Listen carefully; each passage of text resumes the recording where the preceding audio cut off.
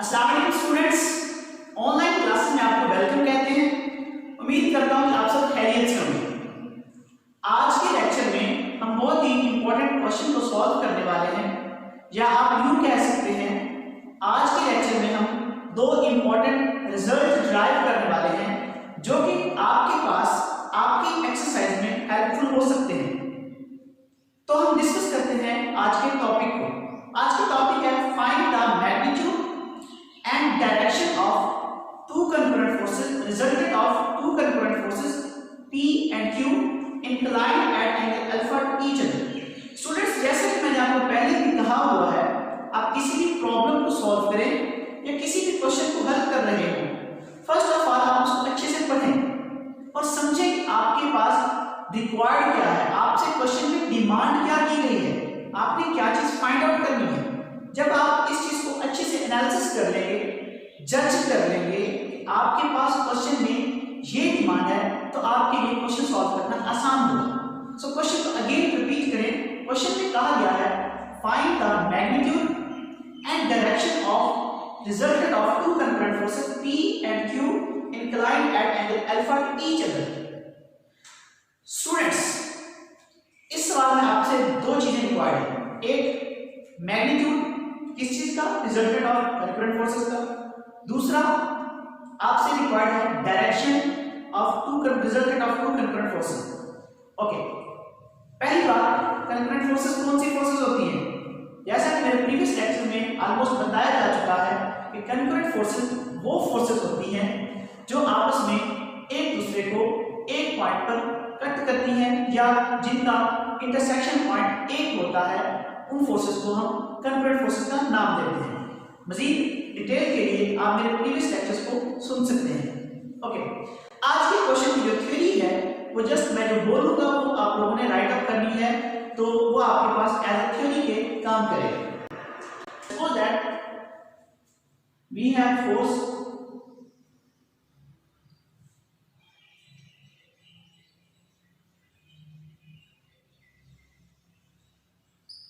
suppose that we have force P which is denoted by O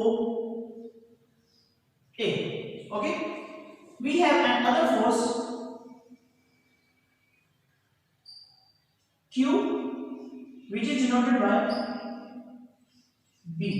Okay students, जरा देखिएगा, let us suppose that आपने लिखना है suppose that we have a force P which is denoted by OA and another force Q which is denoted by OB। आपको question में कहा गया है कि they are inclined at angle alpha to each other, mean to say इनका जो angle है ये आपस में कौन सा एंगल बनाएंगे, अल्फा। ये क्वेश्चन में आपको कहा गया है फाइंड द मैग्नीट्यूड। जरा क्वेश्चन को दोबारा देखिए, find the magnitude and resultant of two concurrent forces P and Q inclined at angle alpha to each other। Forces तो कंकरेंट हैं लेकिन इनके दरमियान एंगल बन रहा है वो अल्फा का है, ये आपको क्वेश्चन में कहा गया है। Okay students, suppose that their resultant is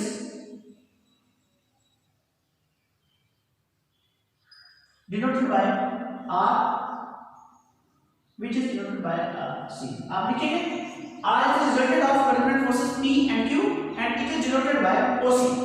students, suppose that इसी के पैरेलल आप एक फोर्स डाल रहे हैं। ओके, सिमिलरली आप OB के पैरेलल फोर्स यहां पर डाल रहे हैं।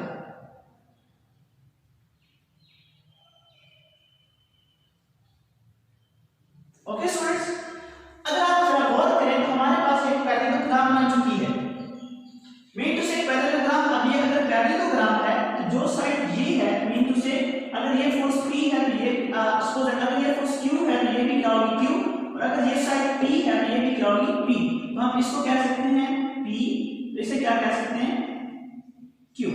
ओके स्टूडेंट्स, अभी तक हमने क्या पढ़ा है, आप इसको क्या लिखेंगे, आप लिखेंगे suppose that we have a force P which is denoted by OA, we have another force Q which is denoted by OB। they meet at point O and they are inclined at angle alpha। suppose that R is the resultant of force P and Q which is denoted by OC। इसके बाद आप लिख सकते हैं by completing the parallelogram। आप complete किया हमने parallelogram, तो हमारे पास ये जो साइड है इक्वल, इस साइड की और ये साइड इक्वल होगी, इस साइड पे। ओके, इसके बाद आपने लिखना है, सो मैं इस लाइन को थोड़ा सा बढ़ा देता हूं और इसको नाम दे देता हूं मैं आई का। अब आप लिखेंगे so that draw a perpendicular from point C to draw perpendicular from point C to O I. तो जिसने ओ आई को कट किया है एल पॉइंट, मैंने अब क्या किया है, सी से एक परपेंडिकुलर ड्रा किया है जो कि ओ आई लाइन को एल पॉइंट पर कट कर रहा है। तो आप देख सकते हैं ये परपेंडिकुलर जब कट करेगा तो हमारे पास दो राइट एंगल ट्रायंगल बन रही है। कौन कौन सी, जरा गौर करें, हमारे पास एक राइट एंगल ट्रायंगल आ रही है ओ सी आई, सॉरी ओ सी एल, और दूसरी हमारे पास आ रही है ए एल सी। ओके, जरा आप देख सकते हैं हमारे पास दो राइट हैंड ट्रायंगल आ रही हैं ओ सी एल और एल ए सी या ए एल सी, जो भी आप इसका नाम दे दें। सो मैं अब इसको सॉल्व करता हूं by Pythagoras theorem from right triangle.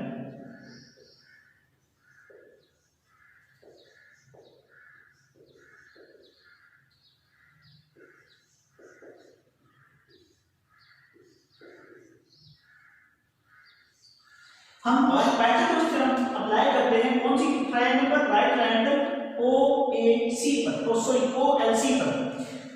Pythagoras theorem क्या होता है, क्वेश्चन आपसे ये स्टूडेंट्स। पाइथागोरस थ्योरम आप स्टेट करेंगे, इसकी स्टेटमेंट आप लोग का ये असाइनमेंट है, आप लोगों ने इसकी स्टेटमेंट को अपने जब आप इसका नोट्स बनाएंगे तो इसकी स्टेटमेंट को आप लोगों ने ढूंढ के लिखना है कि ये पाइथागोरस थ्योरम होता है। मैं ओवरऑल आपको बता देता हूं, बेसिकली पाइथागोरस थ्योरम जो है वो कुछ इस तरह स्टेट करता है कि हाइपोटेन्यूज का square, hypotenuse square is equal to base square plus perpendicular square. So आप by applying Pythagoras theorem on right angle, आप इसको लिख लें on right angle triangle, by applying Pythagoras theorem on right angle triangle O C L हम apply करते हैं तो हमारे पास पाइथागोरस थ्योरम में क्या कहता है, hypotenuse square is equal to base square plus perpendicular square. जब हमारे पास right triangle O C L होगी तो हमारे पास पाइथागोरस थ्योरम किस तरह लिखा जाएगा कि ओ सी स्क्वायर इक्वल आ जाएगा O L square plus L C square. Okay, हम अप्लाई कर रहे हैं पाइथागोरस थ्योरम और right angle triangle O C L पर।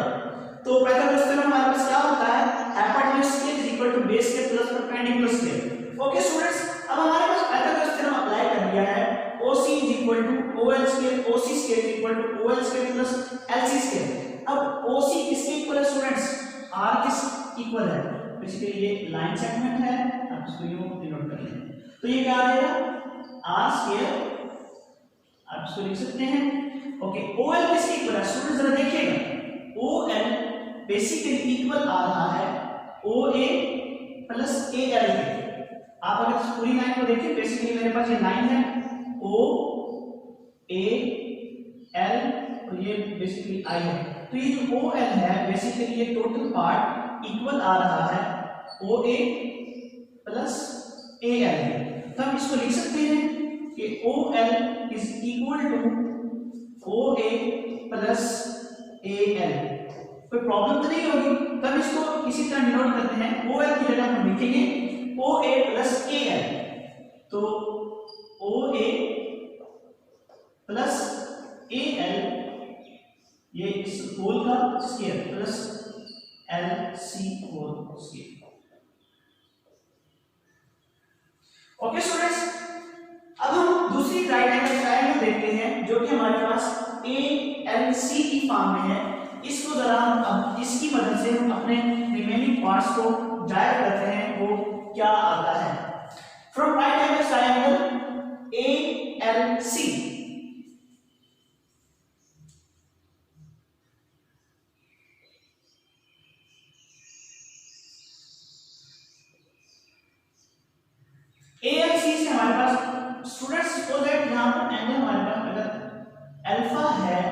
तो cos अल्फा किसके इक्वल होगा? स्टूडेंट्स आपसे क्वेश्चन है, cos अल्फा किसके इक्वल होगा? cos की रेशियो क्या होती है? आपसे सवाल है। मैं आपको बता देता हूं, अब मैं रीड कर रहा हूं ये वाला ट्रायंगल, आप इसको यूज करें फ्रॉम राइट एंगल ट्रायंगल, ये यूज करें आप यहां पे बना लें ताकि आपको आसान रहे। अल्फा ए एल, ओके, तो मैं लिखने लगा हूं cos अल्फा किसके इक्वल होगा? सवाल आपसे मैं पहले भी पूछ चुका हूं, cos अल्फा किसके इक्वल होगा? आप लोगों ने इसकी रेशियो को लिखना है। बेसिकली मैं आपको बता देता हूं, बेसिकली cos अल्फा जो है इक्वल होता है बेस और हाइपोटेन्यूज के। तो बेस हमारे पास क्या आ रही है?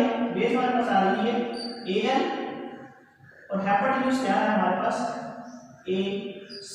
तो जरा गौर करें स्टूडेंट्स, हमारे पास ac किसके इक्वल है? q के इक्वल है। तो ये साइड हमारे पास क्या होगी? q होगी। तो हम इसको यूं लिख सकते हैं, cos alpha is equal to al over q। तो हम इसको u भी लिख सकते हैं, q cos alpha is equal to al। Okay students, इसी तरह हम फाइंड करते हैं sin अल्फा। sin किसके इक्वल होता है? sin की जो रेशियो होती है वो आपको इक्वल होती है परपेंडिकुलर ओवर हाइपोटेन्यूज। तो परपेंडिकुलर हमारे पास क्या है? LC और हाइपोटेन्यूज क्या है हमारे पास? AC। और स्टूडेंट AC बेसिकली किसके इक्वल है? Q के इक्वल है। तो हमारे पास आ जाएगा sin alpha LC over Q। हम इसको लिख सकते हैं Q sin alpha which is equal to LC। Okay, अब आप इसको अगर हम नाम देते हैं A का, तो आप देख सकते हैं कि A जो है वो किसके इक्वल है? Q cos अल्फा के, और LC किसके इक्वल है? Q sin अल्फा के। ओके, और स्टूडेंट्स OA बेसिकली किसके इक्वल है? P के इक्वल है। जैसे हमने पहले भी कहा था कि we have a force P which is denoted by OA। तो अब हम इस रिजल्ट में जो इक्वेशन A है, यहां पर हम इनको रिप्लेस करते हैं। OA की जगह में हम रिप्लेस करेंगे P, AL की जगह में रिप्लेस क्या करेंगे? Q cos अल्फा, और LC की जगह में क्या रिप्लेस करेंगे students? Q sin alpha. So replacing required values in equation A, हमारे पास क्या आ जाएगा? r स्क्वायर इक्वल होगा, OL किसके इक्वल है स्टूडेंट्स? OL हमारे पास इक्वल है P के, तो ये आ जाएगा P प्लस AL किसके इक्वल है स्टूडेंट्स? AL इक्वल हमारे पास है Q cos alpha. Okay, whole के ऊपर क्या आ जाएगा? स्क्वायर प्लस LC किसके इक्वल है स्टूडेंट्स? Q sin alpha. इस होल के ऊपर क्या आ जाएगा? स्क्वायर। ओके, अब आप यहां पे स्क्वायर को एक्सपेंड करें तो हमारे पास फार्मूला एक्सपेंड करें तो क्या आ जाएगा? P square plus Q square cos square alpha plus 2PQ cos alpha plus Q square sin square alpha. Students Q square vectors को इकट्ठा करें तो हमारे पास क्या आता है? हमारे पास आ जाएगा r square is equal to p square plus q square. मैं q स्क्वायर वेक्टर्स को इकट्ठा कर रहा हूं, q स्क्वायर कॉमन आ जाएगा, तो हमारे पास आ जाएगा q square cos square alpha plus sin square alpha plus 2pq cos alpha. Okay, अब ये cos square theta plus sin square theta किसके इक्वल होता है स्टूडेंट्स? हमारे पास रिजल्ट है sin स्क्वायर अल्फा, आप इसको भी लिख सकते हैं cos स्क्वायर थीटा या alpha plus sin square theta या अल्फा, ये किसके इक्वल है? 1 के। हम यहां पे रिप्लेस करें तो हमारे पास क्या आएगा result? r square is equal to आ जाएगा p square plus q square plus 2pq cos alpha. Okay students, okay, अब हम ये स्क्वायर खत्म करने के लिए बोथ साइड को स्क्वायर रूट लें तो हमारे पास r आ जाएगा p square plus q square 2pq cos alpha, इसके ऊपर स्क्वायर रूट, यहां से स्क्वायर कैंसिल कर दो। तो हमारे पास ये रिजल्ट जो है ये required resultant of two concurrent forces की मैग्नीट्यूड का रिजल्ट है। आप इसको किसी भी इक्वेशन का नाम दे दें, a b c d e f g h, तो आप कोई भी नाम दे सकते हैं। हम इसको नाम दे देते हैं इन केस एल का नाम दे देते हैं। ओके, हम इसे एल का नाम देते हैं। ओके, तो हमारे पास ये रिक्वायर्ड क्या आ गया, रिजल्टेंट ऑफ कंक्रीट फोर्सेस का रिजल्टेंट है उसकी मैग्नीट्यूड का, ये हमारे पास रिक्वायर्ड रिजल्ट है। मतलब ये हुआ कि अगर आपको सवाल में ये आ जाता है find the resultant of magnitude of two concrete forces, find the magnitude of resultant of two concrete forces, तो आप उसको कैसे फाइंड आउट करेंगे? बेसिकली आपके पास फार्मूला है, आप फर्स्ट फोर्स की मैग्नीट्यूड का स्केल लेंगे, सेकंड फोर्स की मैग्नीट्यूड का स्केल लेंगे, प्लस उनको 2 मल्टीप्लाई करेंगे, फर्स्ट फोर्स की मैग्नीट्यूड, सेकंड फोर्स की मैग्नीट्यूड और फोर्स अल्फा उसके साथ, यानी कि जो भी एंगल अल्फा कहा गया होगा वो मल्टीप्लाई करेंगे, आपके पास ये resultant of two concrete forces की मैग्नीट्यूड आ जाएगी। सो ये हमारे पास हुआ which is required magnitude of resultant of two concurrent forces P and Q inclined at an elevation alpha to each other. So ये हमारे पास required result हुआ। अब हम फाइंड आउट करते हैं direction of resultant of two concurrent forces। Students, जब भी आपको डायरेक्शन का फाइंड आउट करने का कहा जाए, आपने देखना है कि वो x एक्सिस के साथ कौन सा एंगल बना रहा है। मीन टू से इन अदर वर्ड, आप अगर किसी भी फोर्स का डायरेक्शन, किसी भी फोर्स की रिजल्टेंट का डायरेक्शन फाइंड आउट कर रहे हैं, तो आप उसका x एक्सिस के अराउंड एंगल चेक करें। अब सपोज दैट मेरे पास ये resultant of two concrete forces r है, जो कि p और q दोनों का रिजल्टेंट है। अगर मैंने इसकी डायरेक्शन फाइंड आउट करनी है, तो मैं देखूंगा कि जो r है ये x के साथ कौन सा एंगल बना रहा है।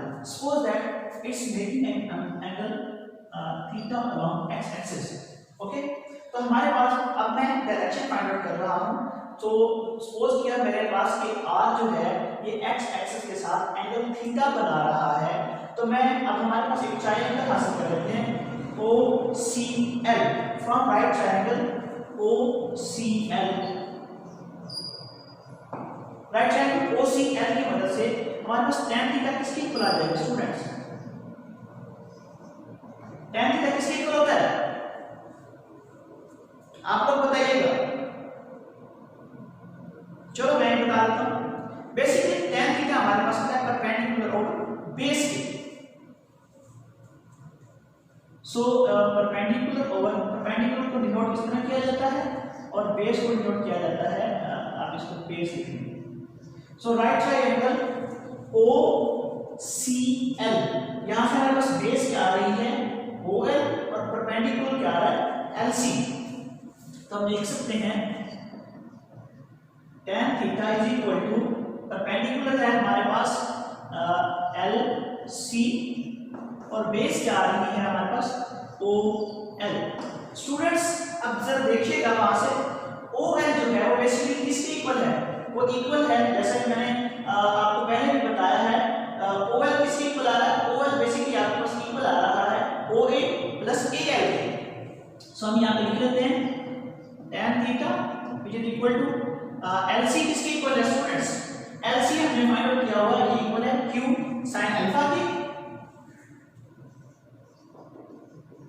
और OL किसके इक्वल है? OL बेसिकली इक्वल है OA प्लस AL के, और OA बेसिकली किसके इक्वल है? स्टूडेंट्स, OA इक्वल है P के, और AL किसके इक्वल है? ये भी हमने फाइंड आउट किया है अभी, ये हमारा इक्वल है Q cos अल्फा के। तो tan थीटा क्या आ जाएगा?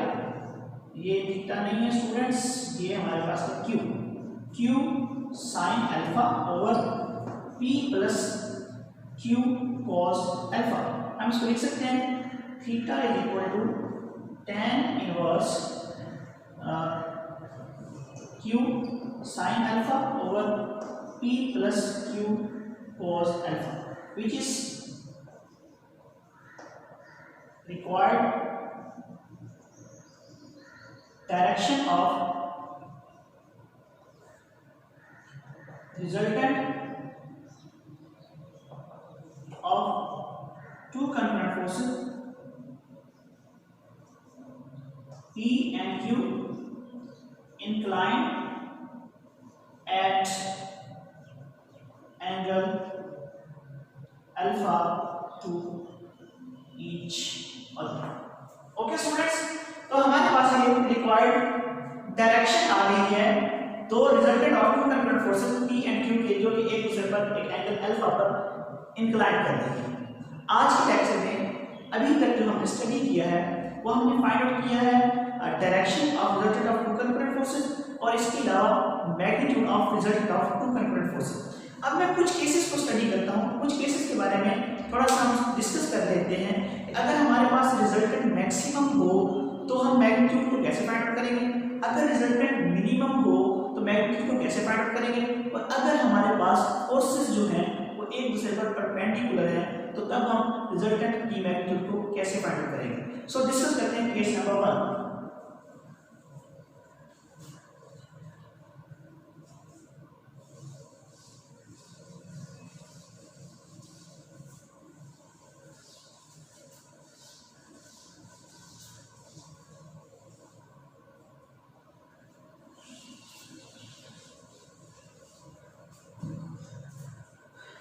कैसे करेंगे, सो डिस्कस करते हैं केस नंबर 1। सो इस केस के लिए आपको ये इक्वेशन तो लिखना लाजिम और जरूरी है। पहले मैं लिखता हूं केस 1।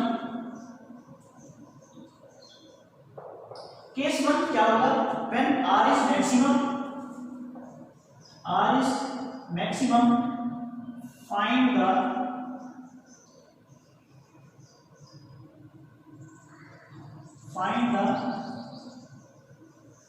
magnitude of RES।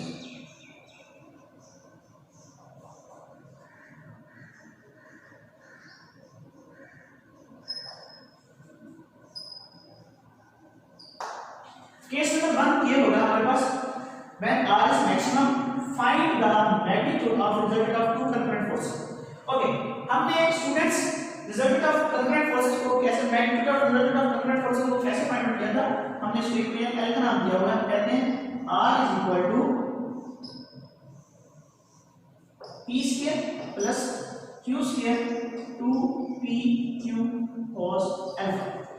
हम अब कंडीशन ये लगाने वाले हैं, अगर हमारे पास R मैक्सिमम हो तो resultant magnitude of resultant of two concurrent forces को कैसे फाइंड आउट कर सकते हैं। इन अदर वर्ड हम एक ट्रिक ले रहे हैं, एक मेथड ले रहे हैं, एक आइडिया ले रहे हैं कि अगर हमें कहा जाए कि R मैक्सिमम है तो find the magnitude of resultant of two concurrent forces, तो हम क्या करेंगे। ओके, इस इक्वेशन को देखिए, इस इक्वेशन को देखिए स्टूडेंट्स, हमारे पास ये R P square plus Q square 2PQ cos alpha है।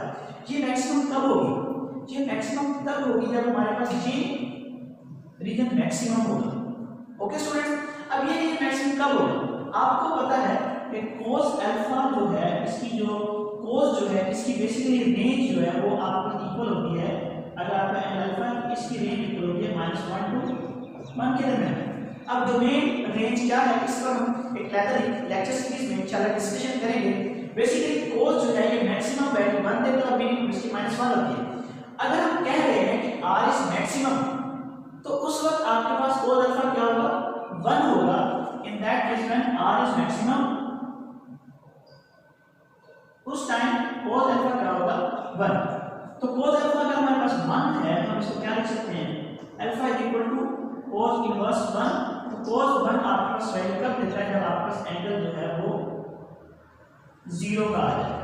ओके, तो हम डिस्कस करते हैं कि r इज मैक्सिमम, हम इसे यूं लिख लेते हैं r मैक्स कब होगा, जब हमारे पास p square plus Q square 2PQ cos alpha की जगह हम क्या पुट करेंगे स्टूडेंट्स, 0। तो हम 0 पुट करें तो R मैक्स हमारे पास आ जाएगा p square plus Q square 2PQ cos 0 किसके इक्वल होगा स्टूडेंट्स, 1 के इक्वल होता है। तो हमारे पास आ जाएगा p square plus Q square 2PQ। हमारे पास फार्मूला कंप्लीट हो रहा है, तो ये फार्मूला बन जाएगा p plus q whole square ऊपर क्या आ जाएगा स्क्वायर रूट। तो हमारे पास r मैक्स आ जाएगा p plus q। In other word, अगर r आपके पास मैक्सिमम होगा, आप resultant of magnitude of two forces को जस्ट फाइंड आउट करेंगे। फर्स्ट फोर्स की मैग्नीट्यूड प्लस सेकंड फोर्स की मैग्नीट्यूड को ऐड करेंगे, आपका resultant of two concurrent forces की मैग्नीट्यूड आ जाएगी। मीन टू से आपको ये वाला काम करने की जरूरत नहीं होगी। जस्ट जब आपको इंफॉर्मेशन कंप्लीट दी जाएगी कि when R is maximum find the resultant of two magnitude of two concurrent forces, तो तब आप जस्ट ये फार्मूला अप्लाई करेंगे। मीन टू से फर्स्ट फोर्स की मैग्नीट्यूड को ऐड करेंगे प्लस सेकंड फोर्स की मैग्नीट्यूड को ऐड करेंगे, तो जो रिजल्ट आएगा वो आपके पास magnitude of result of two concurrent forces होगा। स्टूडेंट्स मैं दोबारा इसको रिवाइज करता हूँ। मैंने ये कहा है कि बेसिकली हमने ये फार्मूला ड्राइव कर लिया था resultant of magnitude of resultant of two concurrent forces का, लेकिन मैं आपको इसके डिफरेंट केसेस को स्टडी करवा रहा हूँ कि अगर आपके पास कहा जाता है कि R is maximum find the magnitude of resultant of two concurrent forces, तो उस केस को हम स्टडी कर रहे हैं। मैंने कहा R is maximum, R maximum तब होगा जब आपके पास कोस अल्फा मैक्सिमम होगा, और फिर आपको मैंने बताया है कि कोस की जो रेंज है वो 1 से -1 के दरमियान में होती है। डोमेन रेंज पर इंशाल्लाह हम अलग से लेक्चर सीरीज स्टार्ट करेंगे, उस पर आपको बता दिया जाएगा। सो अगर मैं कहता हूँ कि आर इज मैक्सिमम, तो कोस अल्फा की मैक्सिमम वैल्यू क्या होगी 1, मीन टू से अल्फा हमारे पास क्या होगा, कोस अल्फा 1 होगा, कोस अल्फा 1 तो कोस इनवर्स 1 किसके इक्वल होता है 0। तो मैंने अल्फा जो एंगल है इसमें एट 0 पुट किया, आर मैक्सिमम इसके प्लस उसमें 2pq cos 0 पुट कर दिया, cos 0 हमारे पास 1 की इक्वल होता है, तो हमारे पास जो रिजल्ट है वो आया p square plus q square plus 2pq। तो हमारे पास अगर ये फार्मूला कंप्लीट हो रहा है तो मैंने इस फार्मूला कंप्लीट के स्क्वायर से स्क्वायर रूट कैंसिल आउट हुआ, मेरे पास r मैक्सिमम के लिए रिजल्ट आया p प्लस q। मतलब ये हुआ कि जब आपको कहा जाए कि r is maximum find the magnitude of resultant of two concurrent forces, आप डायरेक्ट फर्स्ट फोर्स की मैग्नीट्यूड को ऐड करेंगे प्लस सेकंड फोर्स की मैग्नीट्यूड को ऐड करेंगे, आपका क्वेश्चन सही होगा। अब हम स्टडी करते हैं case number 2।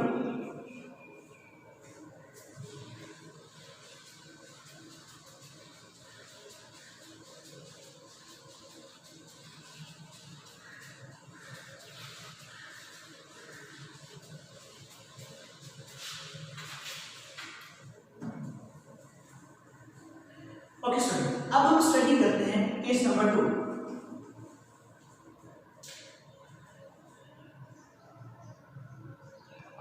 Case 2, when r is minimum find the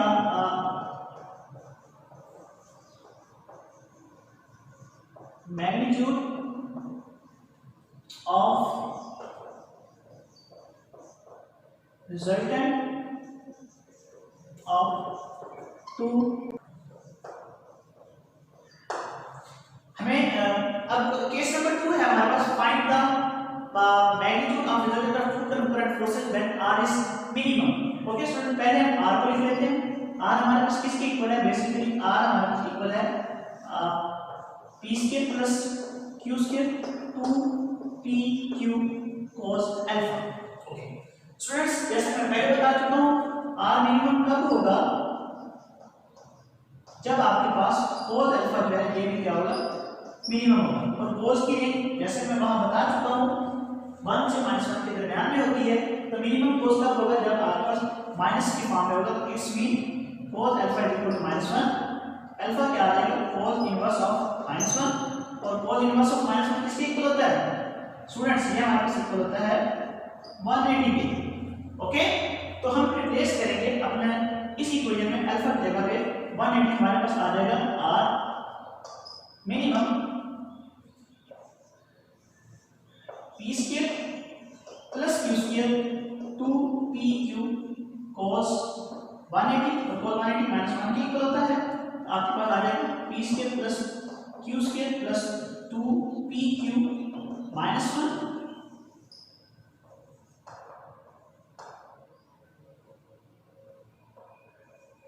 okay students, मैं लिखूंगा r minimum is equal to p square plus q square minus 2pq। यहाँ पे भी फार्मूला कंप्लीट होगा, p square plus q square minus 2pq।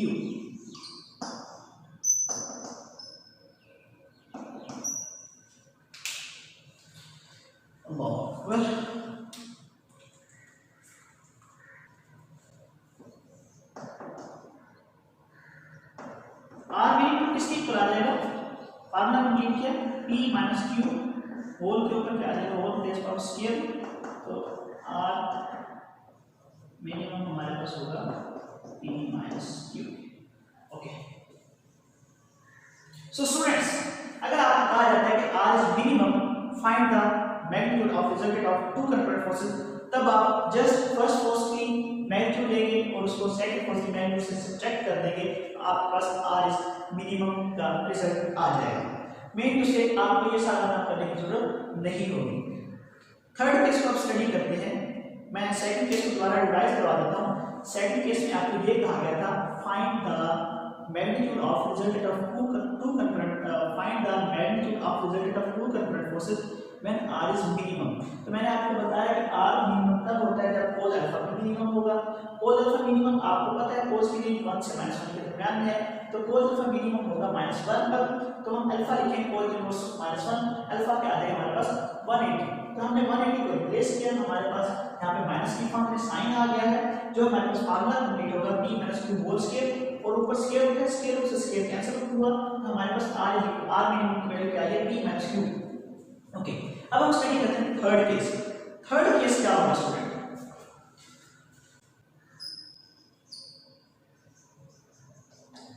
Case number 3 हमारे पास क्या होगा स्टूडेंट्स, केस 3 होगा, find the resultant of, find the magnitude of resultant of two concurrent forces when forces are perpendicular. Find magnitude of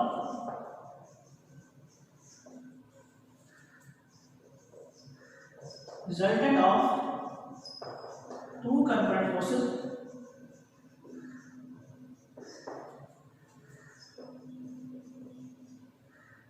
P and Q when both forces are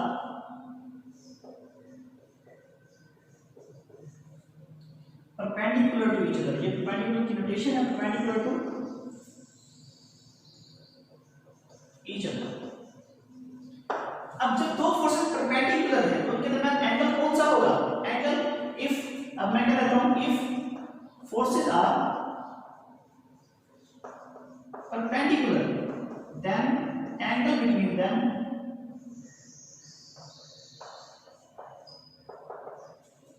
is 90 degree. Mean to say alpha क्या आ जाएगा 90 degree.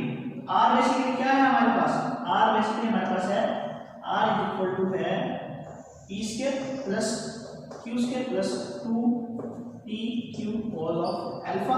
Alpha की जगह पे हम क्या replace करेंगे, alpha की जगह हम रिप्लेस करेंगे 90, हमारे पास क्या आ जाएगा p square plus q square plus 2pq cos 90, और cos 90 किसके इक्वल होता है स्टूडेंट्स, cos 90 इक्वल होता है 0 के।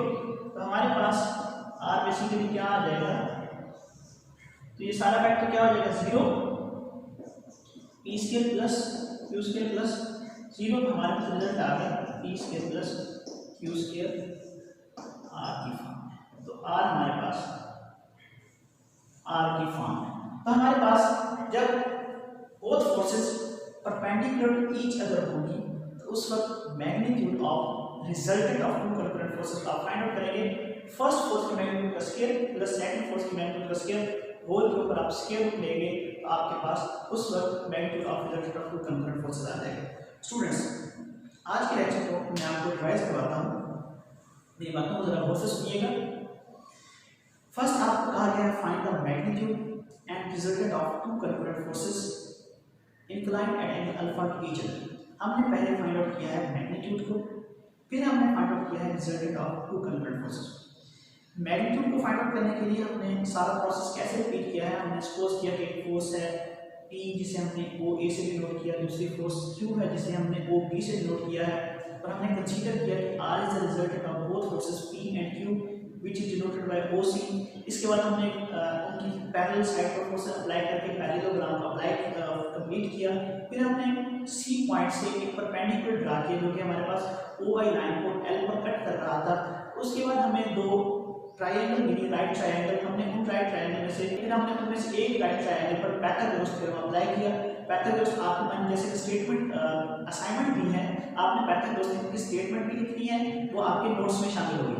पाइथागोरस थ्योरम अप्लाई किया, फिर हमने दूसरी ट्रायंगल की मदद से अपने cos अल्फा और sin अल्फा की वैल्यू को एवेलुएट किया या वैल्यू को फाइंड आउट किया है।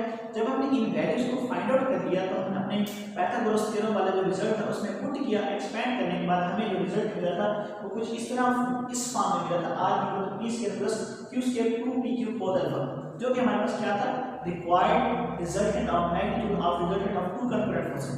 इसके बाद हमने स्टूडेंट्स क्या फाइंड आउट किया है, डायरेक्शन को। मैंने बताया कि डायरेक्शन को कभी भी आपको फाइंड आउट करना है तो आप उस फोर्स का एक्स एक्सिस के अराउंड एंगल देखें। हमने कंसीडर किया था कि r जो है resultant of two concurrent forces है, हमने उसके एंगल को कंसीडर कर लिया थीटा, जो कि एक्स एक्सिस के साथ बन रहा था, तो हमने tan थीटा के रेशियो की मदद से एंगल को फाइंड आउट किया, डायरेक्शन को फाइंड किया, जो कि हमारे पास क्या आई थी, tan inverse q sin theta और p + q cos थीटा। फिर इसके बाद मैंने आपको 3 केसेस स्टडी करवाए हैं। कौन कौन से केसेस हैं? केस नंबर 1 में मैंने आपको ये कहा है when r is maximum, okay, when r is maximum find the magnitude of resultant of two concurrent forces. उसके लिए मैंने आपको ये बताया कि r सो दैट मेरे पास ये रिलेशन r की है, r मैक्सिमम तब हो सकता है जब इसमें यूज होने वाला एंगल मैक्सिमम होगा। अब एंगल cos अल्फा यूज कर रहे हैं और cos मैक्सिमम जो होता है वो 1 पर होता है और इसकी मीन टू से इसकी जो रेंज है 1 से -1 के दरमियान में होती है। अगर हम कह रहे हैं कि r इज मैक्सिमम, उस वक्त हमारे पास r जो है cos अल्फा जो है वो 1 के इक्वल होगा, तो हमने cos अल्फा को 1 के इक्वल पुट किया है, तो अल्फा हमारे पास आया है 0 डिग्री। हमने अपनी इक्वेशन में, रिक्वायर्ड इक्वेशन में एंगल की जगह पर 0 को पुट किया, तो हमारे पास जो r मैक्सिमम का आंसर आया वो p + q की फॉर्म में है। मीन टू से जब आपके पास r मैक्सिमम होगा तो आप just resultant of magnitude of two concurrent forces को p + q की फॉर्म में फाइंड करेंगे। इसी तरह मैंने मिनिमम का केस डिस्कस किया, उसमें हमने एंगल को क्या लिया है, -1 की फॉर्म में, और एंगल हमारे पास अल्फा क्या है, 180 आया है। तो जब हमने 180 को पुट किया तो हमारे पास जो रिजल्ट आया है वो r मिनिमम जो है वो इक्वल है p - q की, इक्वल p - q की फॉर्म है। फिर हमने केस नंबर 3 को स्टडी किया है। केस नंबर 3 में हमने ये स्टडी किया कि if both forces are to be perpendicular to each other, how to find a resultant of magnitude of resultant of two concurrent forces। Mean से जब आपके पास एंगल अल्फा हो both forces के दरमियान, तो किस तरह आप resultant magnitude of resultant of two concurrent forces को फाइंड आउट कर सकते हैं, जो कि हमारे पास आई थिंक पीछे केस किया हुआ है। हमने अल्फा को 90 पुट किया तो हमारे पास जो रिजल्ट है वो r = p² + q² की फॉर्म में आ चुका है। सो उम्मीद करता हूँ कि स्टूडेंट्स आपको आज के लेक्चर की समझ आई होगी।